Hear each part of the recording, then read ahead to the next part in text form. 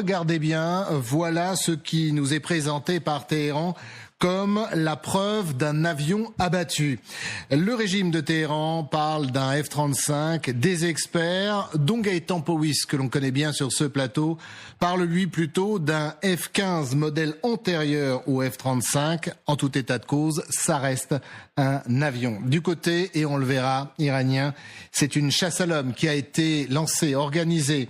Appel à la population pour retrouver ceux ou ces pilotes. Et puis également, il y a Thomas Misrakis, cette information d'un site connu, reconnu, Axios, qui parle d'un avion de chasse, je cite, américain abattu en Iran, recherche d'équipage en cours. La confirmation officielle pour le moment, on ne l'a pas. Voilà les seules informations dont on dispose. Oui, les Américains démentent qu'un F-35 ait été abattu. Tous les F-35 en opération sont répertoriés évidemment et sont sains et saufs. C'est ce que disent les Américains par leur centre de commandement dans la région. Effectivement, il semblerait donc qu'un avion américain ait été abattu. C'est peut-être un F-15 Eagle. C'est un avion américain de chasse relativement fiable. C'est un modèle qui n'est pas récent, début des années 70, même si ceux qui volent actuellement, évidemment, ce sont des modèles qui ont été révisés, modernisés, etc. Après, c'est une guerre, Christophe, vous le savez mieux que personne. Il y a eu, je crois, aux alentours de 13 000 frappes en 34 jours. Une grande partie de ces frappes ont été menées par l'aviation américaine notamment, et qu'un avion soit abattu, ce n'est pas le premier à être abattu. Il y a eu des F-35 là pour le... Il y en a eu un qui a été touché, mais qui a pu atterrir. Des tirs amis. Il y a eu un avion au sol qui a été abattu, un avion radar aussi. Donc voilà, ce sont des choses qui arrivent dans la guerre et cela montre surtout évidemment que certaines défenses antiaériennes iraniennes restent opérationnelles. Et ça, c'est peut-être la leçon la plus importante de cet épisode. Si encore une fois tout cela venait à être confirmé, on entend depuis quelques jours, pardonnez-moi Christophe, et j'en termine avec cela, les Américains nous expliquaient que les Iraniens n'ont absolument plus aucune capacité de défense antiaérienne, que leurs radars sont hors d'état de nuire. Le président Trump en premier, exactement, il y a 48 mais heures. pas seulement. Et donc cela tenterait à démontrer le contraire. Encore une fois, il faudra comprendre dans quelles circonstances cet avion a été abattu. S'il a été abattu, il peut aussi avoir eu un problème technique et s'être écrasé avant. On sait, il semblerait, selon les informations qui nous parviennent, à prendre avec précaution, que le pilote ait pu s'éjecter. Recherches, elles se poursuivent. Opération également de sauvetage. Vous allez voir d'autres images.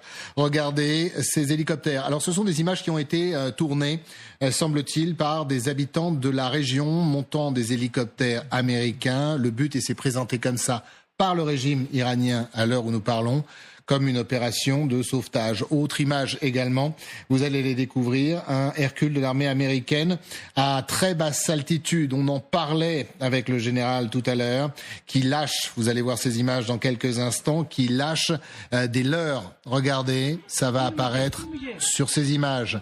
Leurres peut-être pour éviter les défenses aériennes. Bertrand Villemer, que vous inspirent ces images?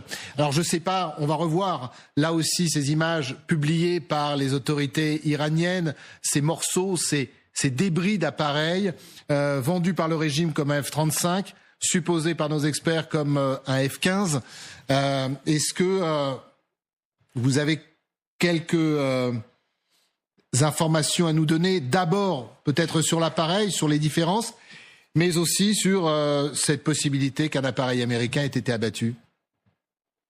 Alors, si j'en juge par les vidéos que l'on peut voir sur le net, si tant est que ces vidéos soient fiables, je crois qu'il faut prendre beaucoup de précautions, surtout en ce moment, il s'agirait d'un bimoteur, donc c'est pas un F-35. Ce serait plutôt effectivement un F-15.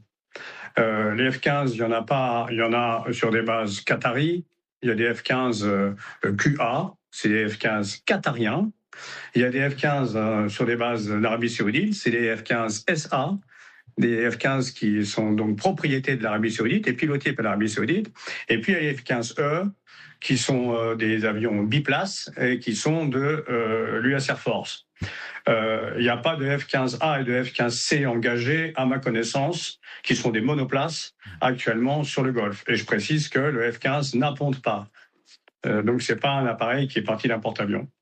Donc quand on met tout ça en synthèse, il s'agit probablement d'un F-15 biplace, avec, si les vidéos que j'ai vues étaient des vidéos dignes de foi, aucune trace en tout cas dans la vidéo, de fusée de proximité, de missiles d'interception, aucune trace de fumée sur l'appareil.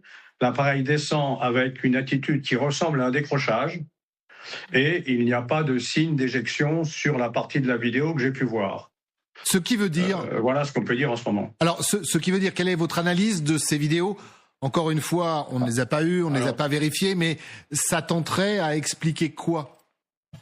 Alors, je suis désolé, il y a au moins 3 possibilités. La première, ça peut être un tir fratricide. Ça arrive souvent dans les c'est déjà arrivé, Thomas nous l'expliquait. Tir ami au Koweït. Il y a des tirs, il peut y avoir une panne, bien sûr. Il peut y avoir des tirs fratricides. Alors, on va vous retrouver. Il y a eu un petit problème d'image, tout le monde s'en est aperçu, mais on vous entend quand même. Donc, je ne sais pas si on a le son. Allez-y. Il peut y avoir un tir fratricide, c'est déjà arrivé. Il y a d'ailleurs des F-15 qui ont été descendus par les Koweïtiens. Je vous rappelle, il y a quelques jours. Il peut y avoir une panne. Parce que c'est des avions qui sont extrêmement sollicités en ce moment, donc ils vieillissent, donc il y a des problèmes de maintien en conditions opérationnelles, etc., avec des normes qui sont des normes de guerre, donc des normes qui sont moins exigeantes qu'une utilisation normale de l'appareil. Voilà ce qu'on peut voir. Maintenant, concernant l'éjection des pilotes, on n'en a aucune preuve en fait sur les vidéos. On le voit pas. Alors, restez avec nous. On va partir aux États-Unis. On va retrouver Sonia Dédry. Bonjour Sonia, merci beaucoup d'être avec nous depuis Washington. Que dit-on du côté américain ?